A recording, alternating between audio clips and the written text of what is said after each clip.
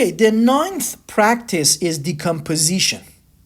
And decomposition is basically when you have something like, let's say, compound of two different things. It is like decompose it to that different things. Okay, so a few examples would make everything clear.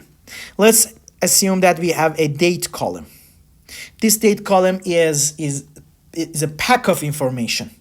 What can we learn? It is 25th of the month.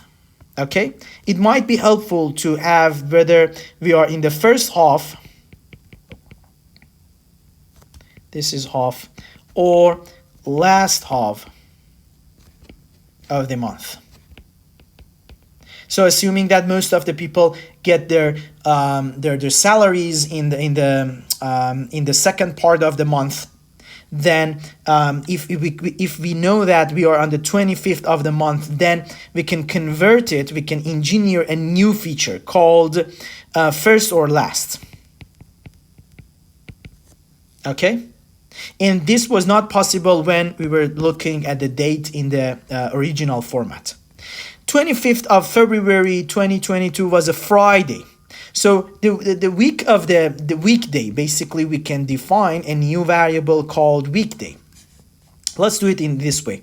It was date 25th 0.2 2022. We extracted something day of month 25,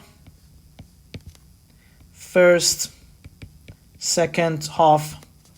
It is, let's say that first half no, and then we know from a little bit of more information, we know that it was a Friday, so weekday, a new variable here, Friday, and day type, let's say, we call it before weekend. So you can have weekend, before weekend, and working days, let's say. Okay, it might be helpful also as well. We need even more space. So this is the power of feature engineering. The month, we add month.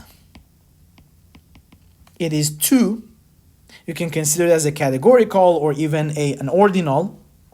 And then this month is helping us to have the season. Okay, winter.